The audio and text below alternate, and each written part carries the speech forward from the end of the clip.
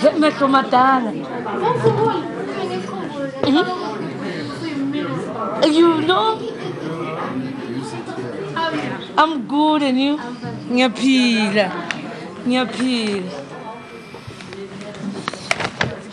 Sandy,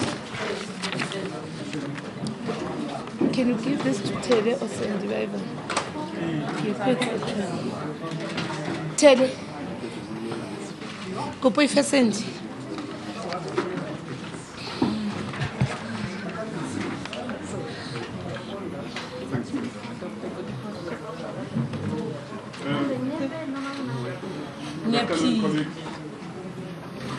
Good afternoon, colleagues.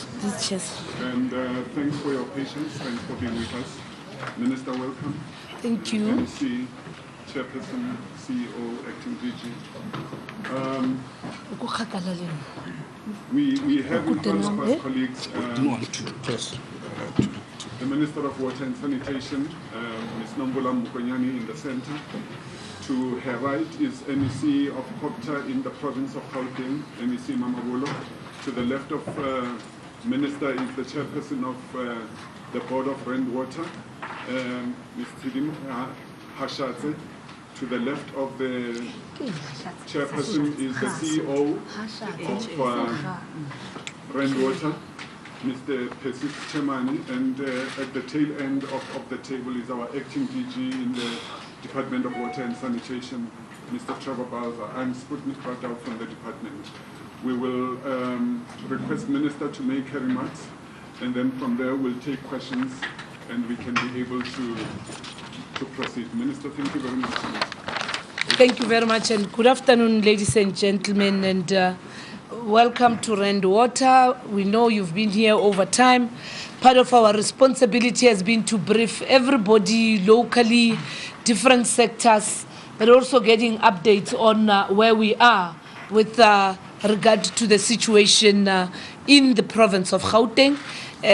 Together with the province, since the last media brief that we have had, there's been a series of interactions that have taken place, amongst others through the provincial government and local authorities, who were able to distribute 30,000 pamphlets around Gauteng through door-to-door work, talking to communities, updating them on the issues at hand, but most importantly, making sure that people have the right information.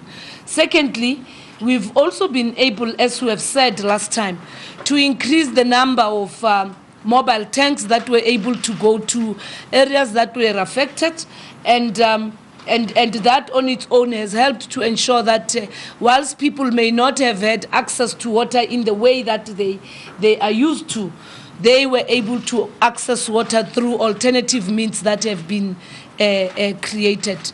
The other issue is that we shared with yourselves that we will be working through the technical team, and that technical team has really done a lot of good work. Where we are as the water family, national, provincial, as well as local government, with our agencies, one can safely say, over the weekend, we had to give more attention to the city of Tshwane on Saturday and on Sunday, and yesterday there had to be more focus around the deep slot areas. There was a bit of a glitch in the Midrand area because of the redistribution towards Tshwane.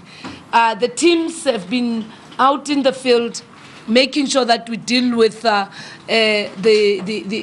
interventions in a manner also that will avoid a situation where there's an impact on the fragile or the vulnerable infrastructure that is there.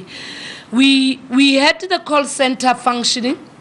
When we started on the 26th of September, when we announced the number of the call center, we received over 650 calls on the 26th. On the 27th of September, we received 136 calls. On the 29th, which is today, up until at around 11:15, we received only 5 calls. That on its own, it's also a measure of the situation out there, coupled, of course, with, I nearly said voter contact, coupled, of course, with contact with communities through our community development workers, as well as through the ward councillor. What we have tried to do is to empower the ward councillors, and they have also been quite helpful.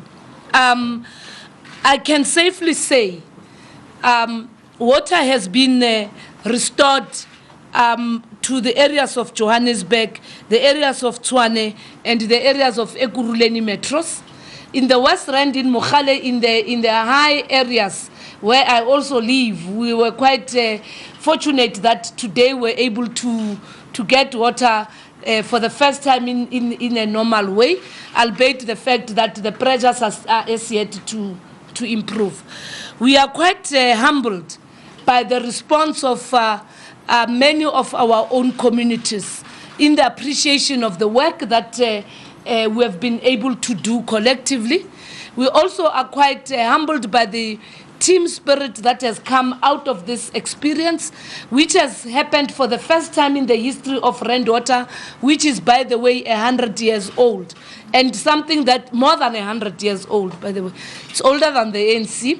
And of importance is that even though the issue is not, the fault doesn't lie with Rand Water, collectively, the energy sector, the water supply sector, we have taken a collective responsibility on the situation.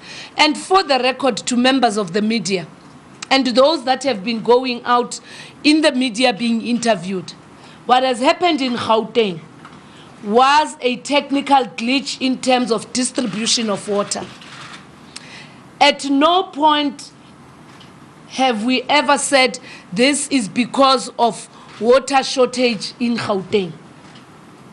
There has to be a distinction. So we need to move away from raising panic and anxiety amongst our communities. Yes, water is a scarce resource. Yes, there must be better conservation of water. Yes, we must encourage people to also recycle water so that then we can reuse water. But for those who have gone out to raise this matter of water shortage, they are far from understanding what the matter is all about.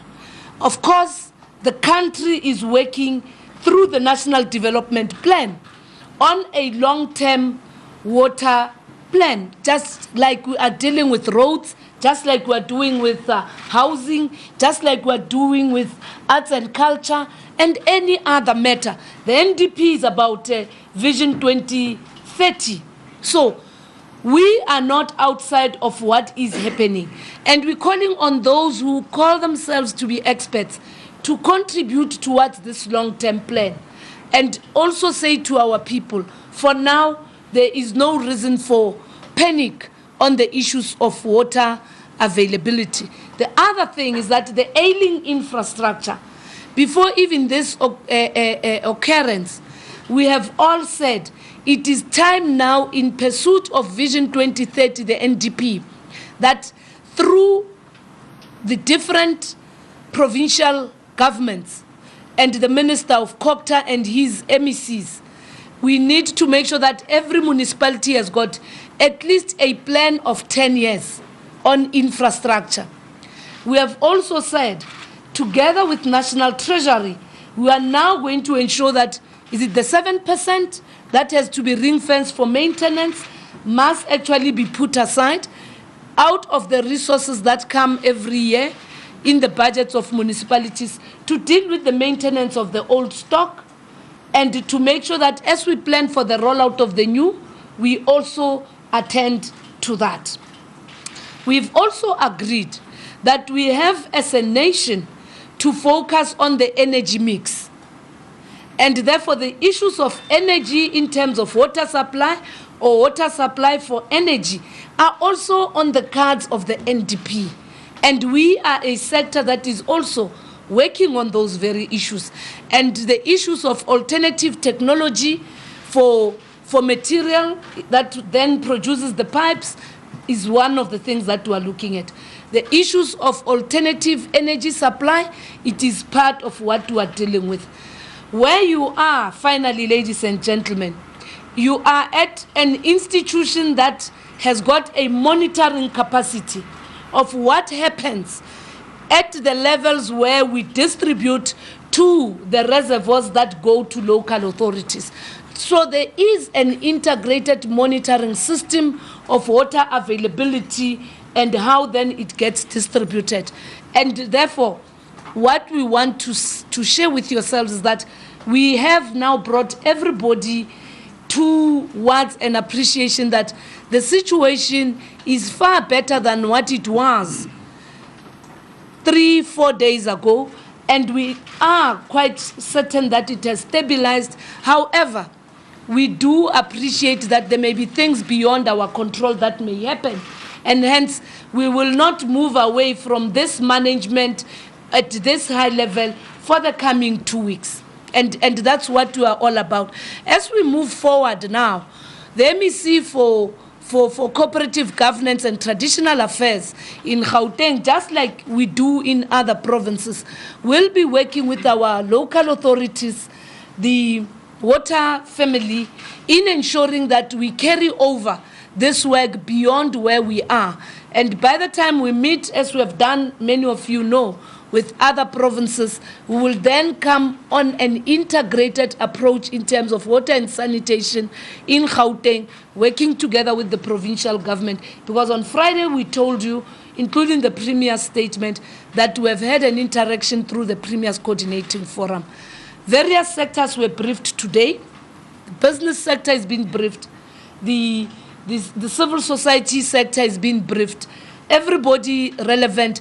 The MEC will undertake another stakeholder engagement leading the water sector, Rand Water, City Power, Joburg Water, Ekurhuleni, and Tshwane, on other further engagements and updates of the key stakeholders with effect from tomorrow, so that then we are able to bring everybody up to speed. You asked me one question. Is there water charge? Is this an indication of a water shortage in Gauteng? No. It was a technical glitch that impacted on the proper distribution of water in the province. Thank you. I'll invite the MEC to comment before. MEC. No, I think you've covered it. Thanks. Okay, thank you very much, Minister. Thank you, MEC.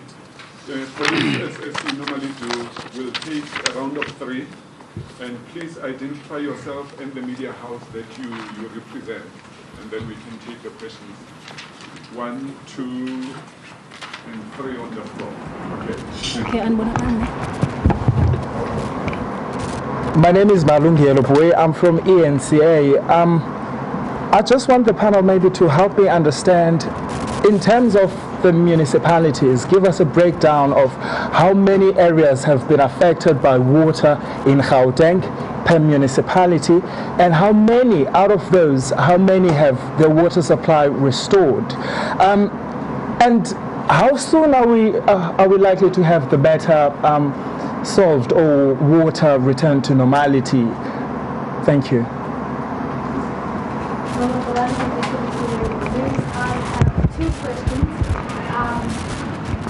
If Rand Water could help us with this answer, what are the levels at the reservoirs right now in all the municipalities, if we have that information? And secondly, we say that this is a technical glitch and not an indication that there's a water shortage. What reassurance can we give residents that this is not going to happen again?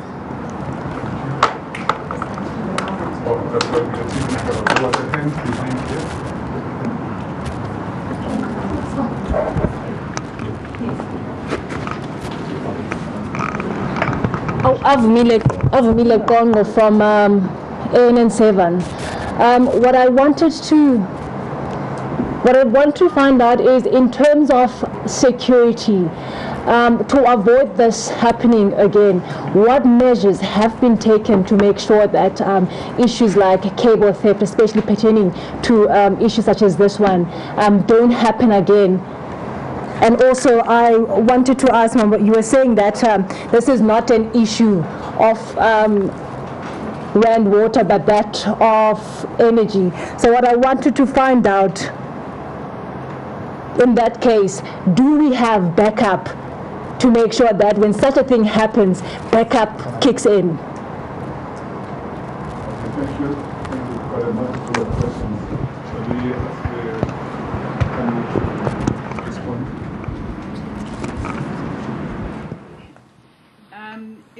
relation to what areas were affected, I can read out the names of the suburbs if that's, and communities if that's the level of detail that you would like. For the city, which we gave the other day, for the city of Johannesburg, we had at the time when we were here in this room on Friday, Lynn Meyer, Rizana, South Hills, Klep Rivierberg East, Maibuye, Rabi Ridge, Grand Central, Glen Austin Agricultural Holdings, Rankiesfontein, Rankies Park, Halfway House, Deep Sloot, and the high-lying areas of Klepfontein View. That was Johannesburg. And all of these areas have now been sorted out. In Ekurhuleni, we had upper areas of Bedford View, Sunny Ridge, Solheim, Simhurst, Gerd View, Fisher's Hill, Homestead, Upper Mullins, part of Whitfield, Donview, Simmerfield, Winchwood. Those were the areas in Ekurhuleni. And at the moment, all of them have been sorted out. City of Tshwane, we had Soshanguve, Block K, L and M, Kalafong Heights, Attridgeville, some of the high-lying parts of Attridgeville. We had Lodium, we had Itireleng, Erasmia, Roheskraal, Mooiplatz, Christoberg, Claudius, Gerdersville, The Reeds, Blair Athol, Nandi, and Valhalla. Those were the areas in Tshwane that were affected. These areas are all sorted out. As the Honorable Minister has indicated, there may be localized problems in any of these areas, but that will probably be a household or something like that, or a street or something like that. And we encourage those communities, those people still affected, those households still affected, to get in touch with their ward councillors or to call the helpline so that we can sort them out. But as far as the areas are concerned, water is flowing and reaching the areas. In relation to how long till we say it's normal, people are receiving water. So it's normal in that sense. What perhaps remains on our side is for us to stabilize the system and for us to get the all clear and comfort. So we are just monitoring it at this stage. It's normal in the sense that people are receiving water in the tap. Perhaps I should add. Yeah? Perhaps I need to add on this. We need to understand how the system operates. You have rainwater's own system that has its own reservoirs. Then this is distributed into the municipal space in terms of their own reservoirs, and then they start distributing. Now, as the Honorable Minister has said and the Chairperson has said, you might find that as our system was coming back as well, in some instances, because of the amount of pressure that comes through, some would, in certain instances, lead to a lot of pressure that might lead to breakages on the municipal system. Hence, we said we're giving ourselves 2 weeks to actually make sure not only are we looking at rainwater and say everything is fine, because the answer can be broken in two parts. The first part is on our side, all our reservoirs are actually operating, except the ones where we're trying to stabilize the system yesterday by bypassing one of them to make sure that we have water reaching all the other customers, especially in the Tshwane area.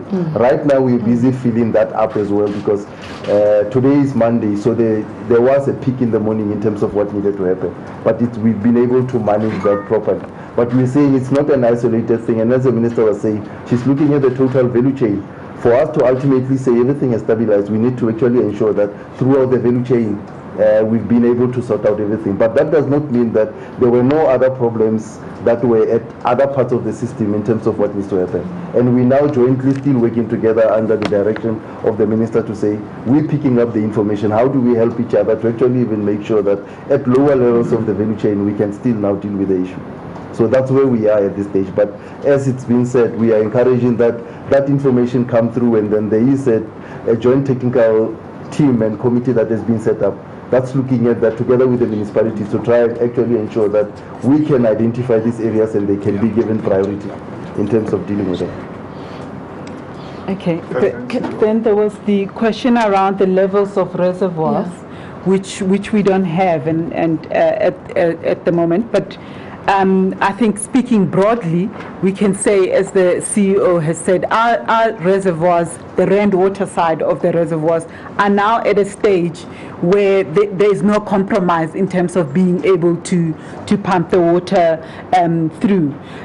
It doesn't mean that they're all sitting at 100% capacity. And I think something related to that as well is the fact of how the water demand has risen over this period. We have pumped more water than we have pumped before. We have pumped volumes that are higher than we pump normally. So we've broken the ceiling in terms of what the volume of water that we normally pump through.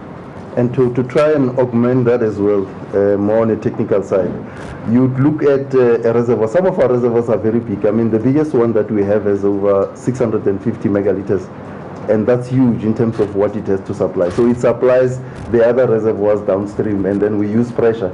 Because when we talk about water pressure, it's all about the amount that's in the reservoir to be able to, on the side of hydraulics, to create enough head so that the pressure, when you open the tap, you can actually have that. So you'll have that at different points, because at all times, people open the tap. So when you look at that, you'd have a threshold to say, if a reservoir is over 50% or it's at this level, there's enough head in there so that anybody, whether you are in high-lying areas or low-lying areas, you should be able to get pressure when you open the tap.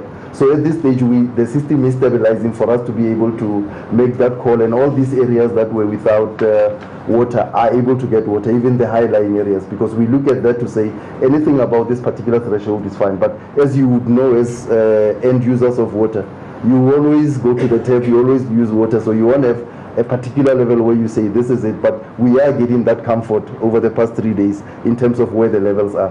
The system is stabilizing, but we are saying as well that it's important to, as the minister was saying, look at water conservation, even people using water sparingly at this stage, because we need to make sure that it's a new culture that we need to have. But at this particular point in time, it's more crucial to say, even those that are having water, it's important that we try to deal with the demand so that we get the system to stabilize, because then it's back to normal in terms of how we do things. Let me see. Infrastructure. No, thanks very much. Let me make the following few points just to...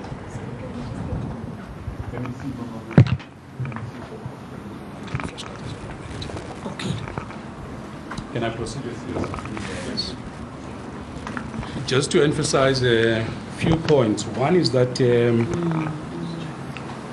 I think we should emphasize the call that was made, to make a call to communities to contact their community representatives, ward councillors, community development workers, and actually use the call center as well, in case there are still isolated cases where there might be problems relating to water supply. But I think in general, we are really satisfied and should commend the good work that has been done by government to take full responsibility and to improve how the situation was managed.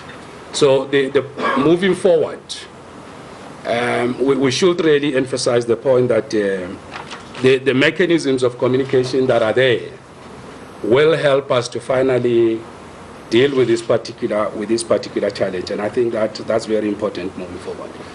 The objectives of infrastructure improvement as laid out in the NDP, those constitute very important areas of work moving forward. And of course, overall improvement of government coordination when this type of challenges arises. But I think, Minister, I wanted to really thank the people of our province for the confidence they've had in government and the cooperation they've shown, and of course their patience.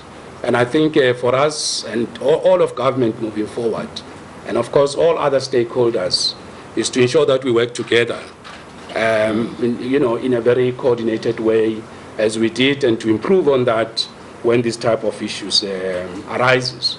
And I think we will continue to improve on all those issues. No, wait, let's take other questions. If I could just also just come in on the point that Minister raised about the fact that there's been no water shortage, and in terms of water security, Vaal River Dam at the moment is sitting at 82%, which compared to this time last year it was sitting at 66%.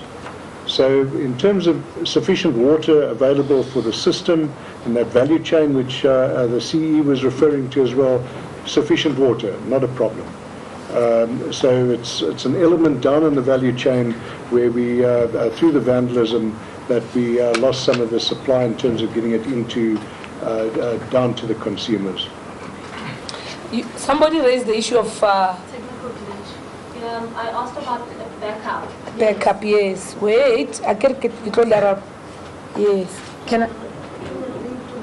Yeah. We understand that substations are powered by obviously electricity. And there was supposed to be a transformer that was being repaired, so that to assist with that problem. And we need to know now: has a new transformer been given?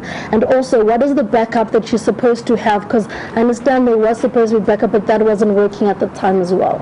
So the technical glitch repetition thing. Thank you. Let me respond on the issues of security and the technical glitch. Remember, the first incident had to do with a power outage that came through the Eskom connection. And then there was a problem with the city power. And then there was another problem again. What is of importance is that city power had a transformer that was supposed to have kicked in.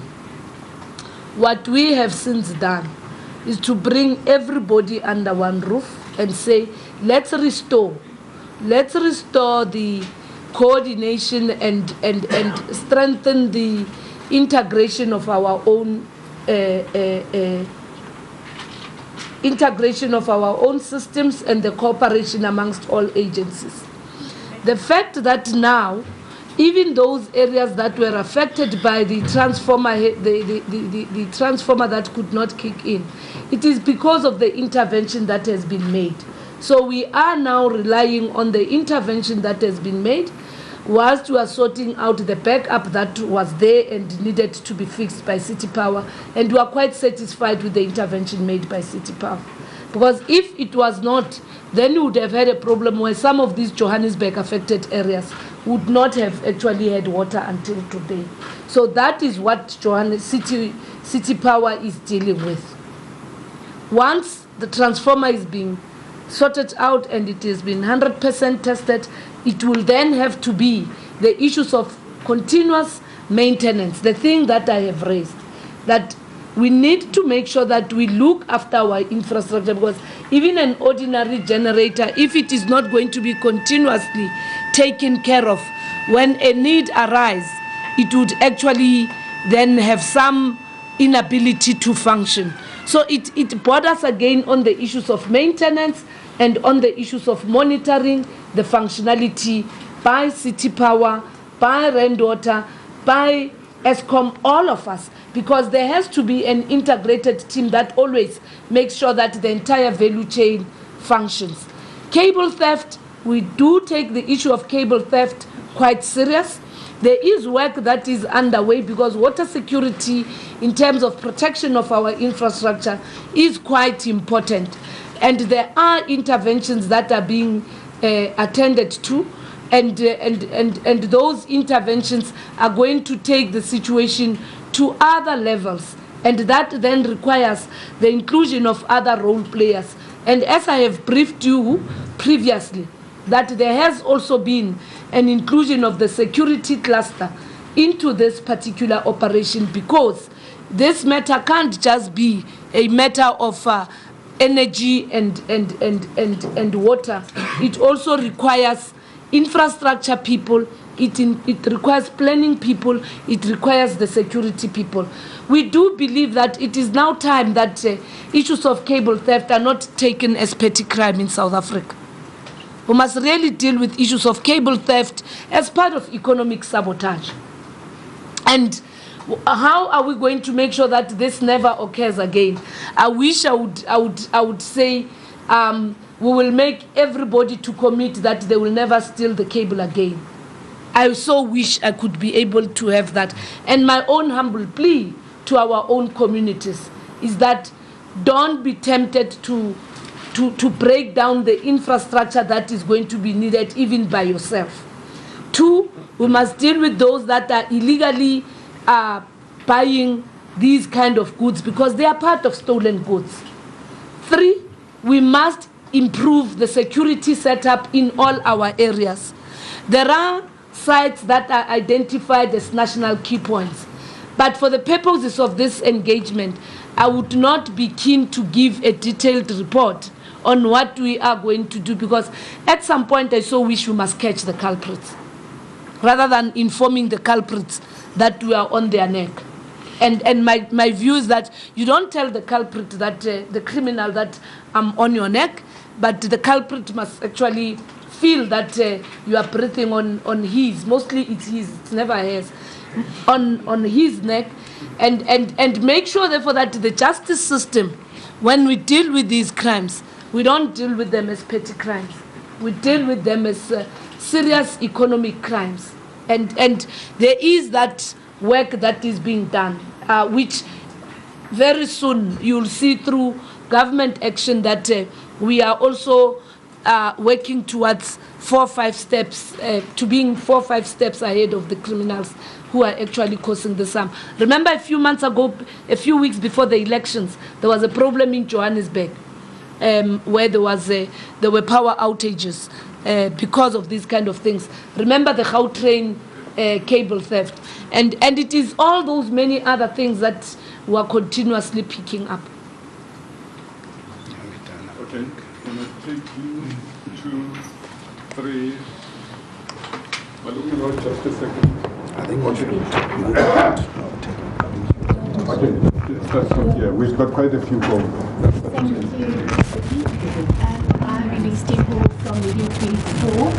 And I guess you haven't made any calculations regarding the impact on the economy of this water shortages of the water crisis that we had in Gauteng. There's never been water shortage. No, but I mean I know what you mean. I know that the sources are ample, but the problem with the water going to the different businesses, yes. No, we've not done any calculation, but just on the interactions and the briefs that we have made, the important thing is that there was never a total shutdown, even for industry, during this period. There was never 100% shutdown. What we had to do was to, and we will continue to do, like I'm saying, the MEC will interact with the sectors in the province, is to reassure people on the issues at hand, so that together we can work on these kind of issues. Business Unity South Africa is on top of issues. The Joburg Chamber of Commerce is on top of issues. We will be interacting with various other strategic partners, the tourism sector, which was not necessarily affected. And by the way, part of what we need to also remember is that we've had other people from the private sector also coming on board to become part of the work that we are doing. Nestle South Africa has come out publicly to say they understand this matter.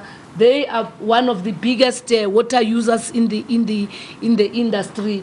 The South African breweries, their breweries continue to produce in Chamdo, in Krugersdorp, and just here the distribution in, what is this?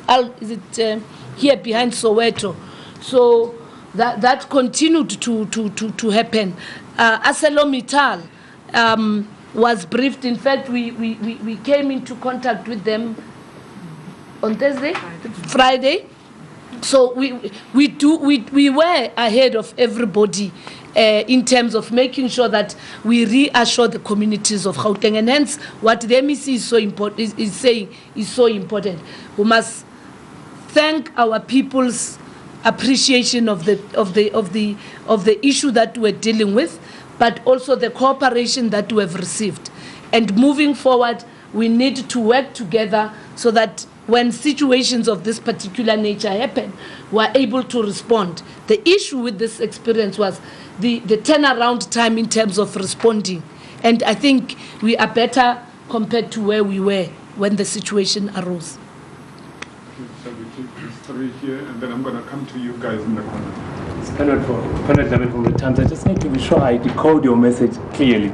In particular, the CEO, you're using the word stabilizing, but the people on the ground want to know, will I have water?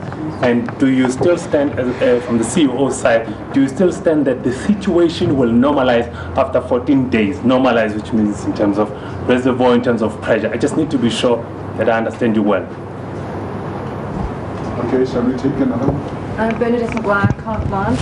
I think this is a question more for Trevor Belzer.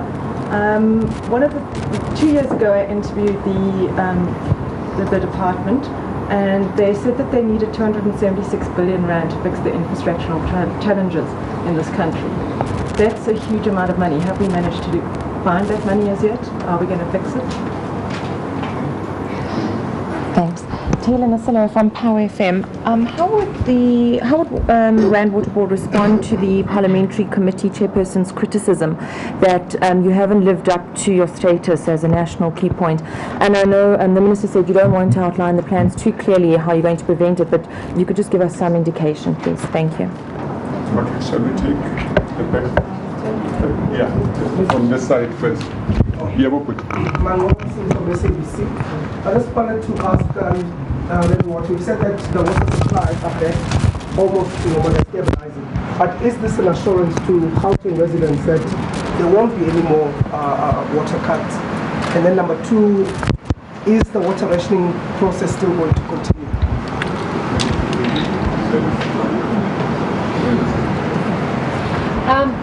This is to Rand Water. We've spoken to a number of experts who criticize competency and qualification within Rand Water, saying that there aren't enough qualified engineers to protect water supply and maintain infrastructure. If you could kindly maybe comment on that. Can I ask you a question, please? What do you talk about? Avumile Kono from ANN7. Who are the experts you spoke to? I spoke to Anthony. I also. Who's Anthony? It's a gentleman that I spoke to from Wits, and also earlier on we read an article, Mr. Mike Muller, who also commented and saying that there's a huge issue in terms of skill.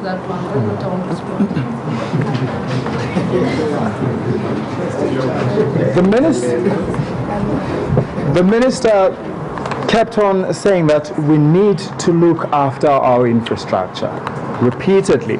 Now my question is, Minister, do you perhaps think that if our infrastructure was taken care of, we could not find ourselves in this particular situation? Do you think if the infrastructure was well kept and we had people that were taken care of, the situation would have not have been as bad as it is at the moment? I mean, what lessons also has government learnt really from this problem? And the last question: are we getting our full quota of our water from Lesotho, considering the political situation there? Thank you.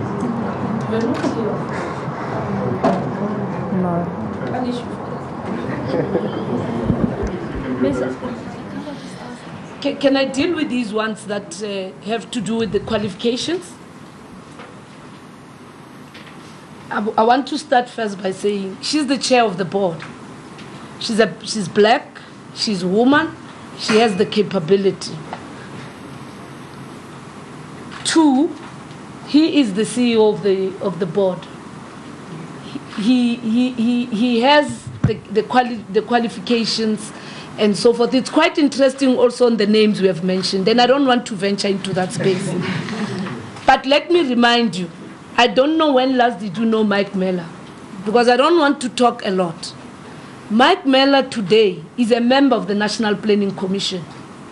He's supposed to be an expert working on the implementation of the NDP on issues of water.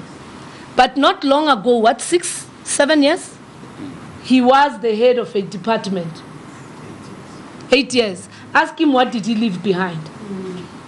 That's what I'm sending you to go back to Mike Mellor and say.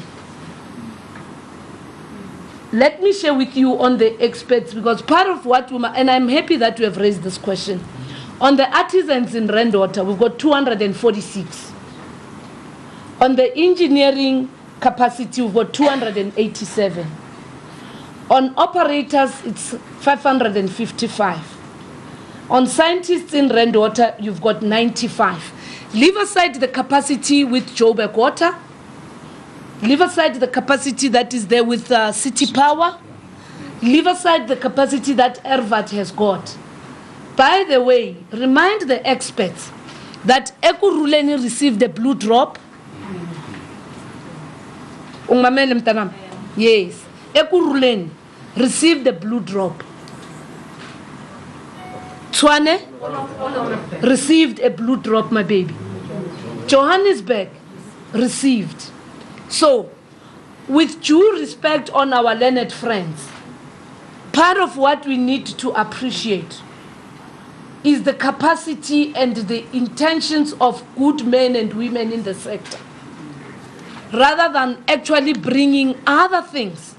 Because I would expect somebody who is supposed to be a focal point, you're making noise, a focal point on water in the Planning Commission. Also, somebody who less than 10 years ago was Trevor Blazer himself. He should have then helped us. And I think it is not time for us to play the man. It's time to play the ball. There were technical challenges. We're dealing with them. We're quite happy. And we believe that we were up to the task. Because as I'm saying, I'm told Randwater is how many years old? 110. 110, older than the ANC. This is the first of its kind. And if you look at it, it is not because they could not provide water. It is because water could not come through because of other challenges, and hence it could not be distributed. Two, it is not also the fact that there is water shortage.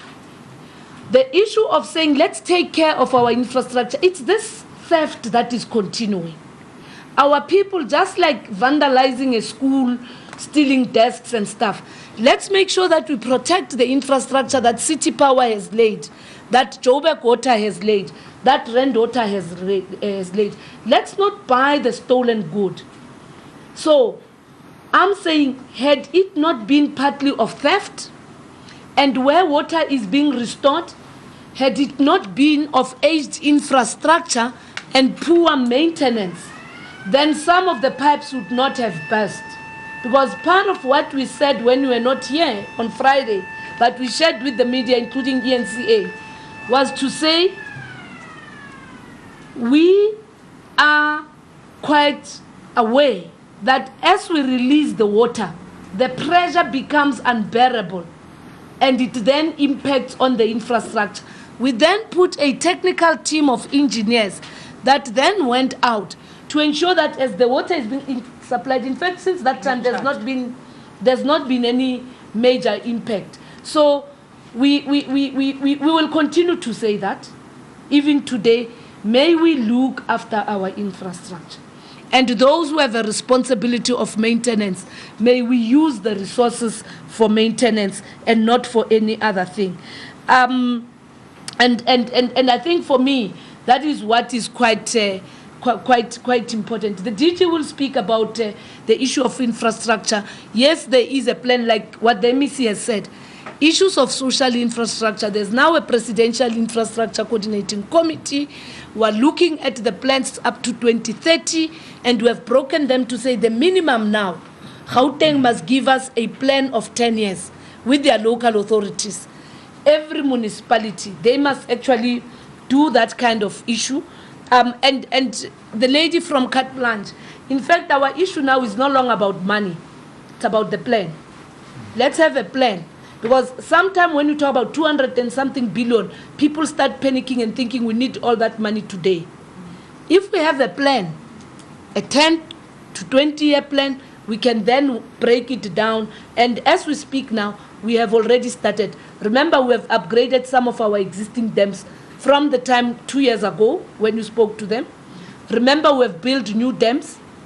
Remember, we're now improving our reticulation systems. So that those interventions, he can then say to you, from the time when we're talking about these things, what are we doing? There are areas like, I don't know, many of you know Orlando before it was today.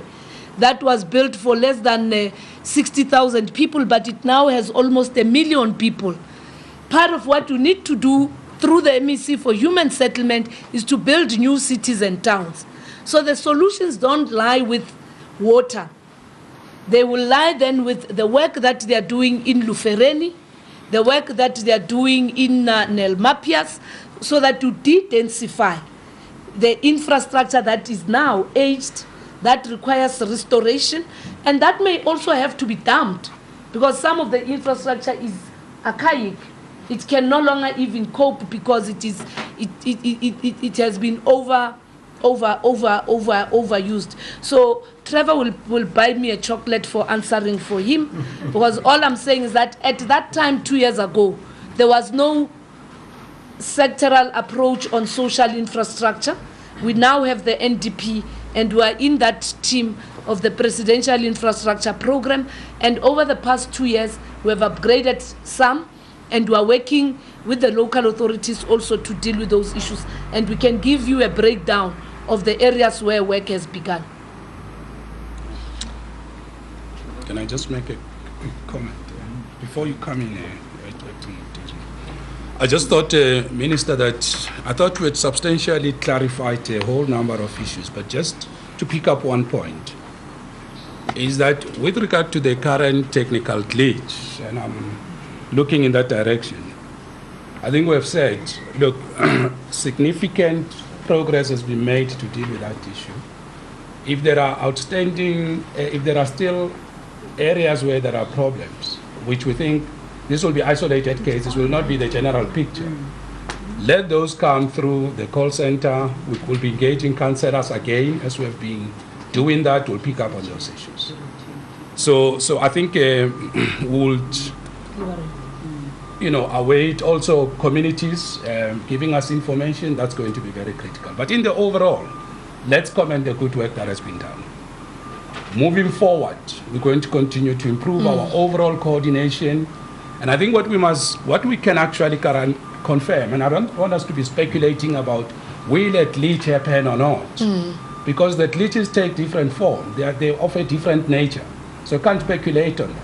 What we can confirm is that if there was to be another glitch, we'll respond. Government capacity to deal with the matter efficiently and effectively has been demonstrated, and there's a principle called continuous improvement, coordination of the different stakeholders. So we can say to the residents of Gauteng, if we were to have another form of a glitch that may happen, at least they can be rest assured government capacity to respond tenuously, adequately, efficiently, and effectively is in place.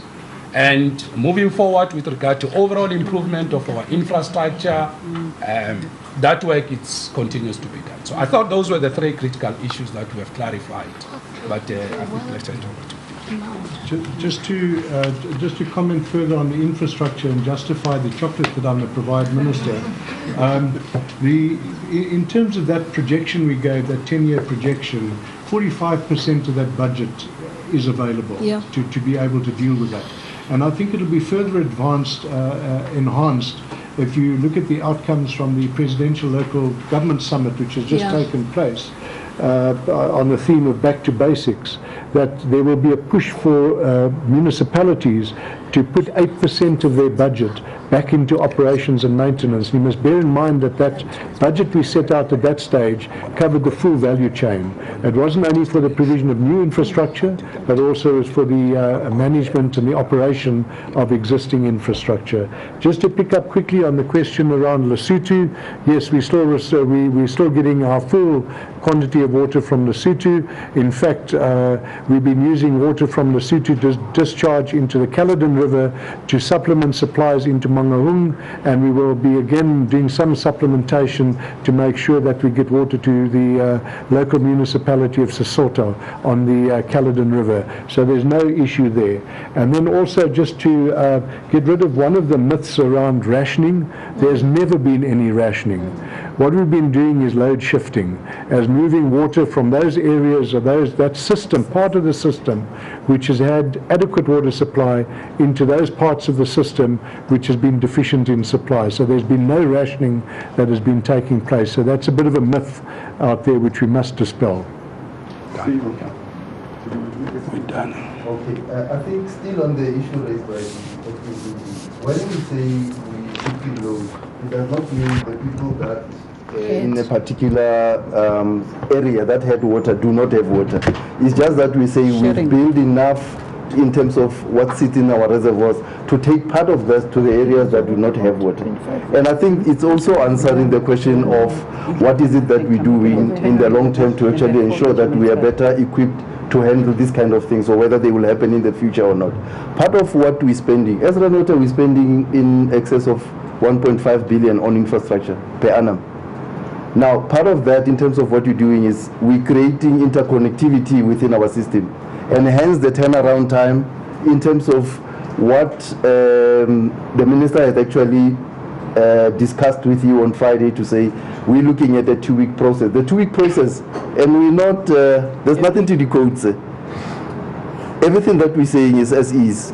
What we're saying is we understand that it's not only our system that we're looking at. Now, because of interconnectivity, that's why it's possible for us to actually shift load to the other areas that do not have. And it needs to be remembered that Gauteng, especially Johannesburg, is very different from other cities in that water is very far from the customers, because this was on the basis of, that's why we call it the city of gold. Now, our design has been such that the recovery has taken a bit longer based on the design structure, because this was initially for mining.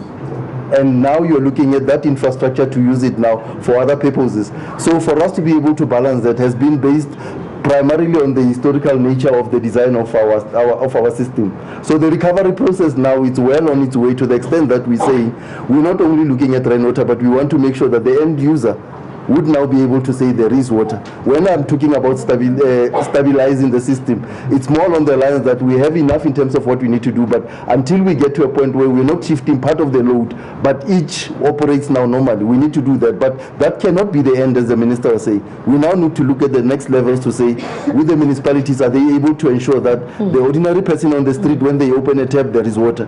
Then we would say we would have done that. And I mean, the minister has given us a very stringent timeline to say within 2 weeks, we need to now be finished throughout the total value chain. So that's more along the lines of what we're talking about. On the water board, we must share with Mike Miller. We've got 11 members of the water board, year-end water. In that team, 4 are engineers. It's chaired by a black woman, and the deputy is a black woman. Okay. Thank you very much. We are going to, this is the last round, we are going to take just 2. The lady at the window, and there's another question. I don't see who is. Okay, yeah. Please identify yourself. You haven't spoken. Second number from SAPA.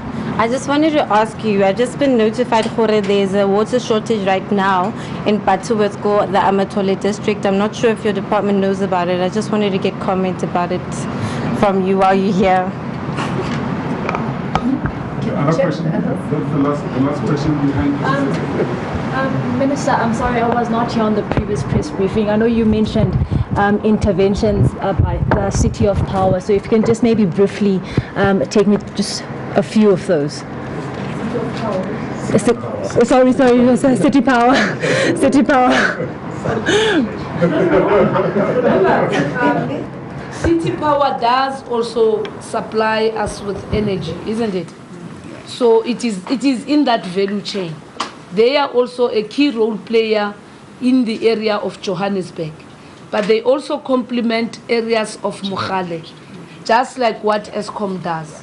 So that's the role that they play. So it is not only Eskom that deals with energy in the space here in Gauteng. Butterworth, it's part of Yomakana.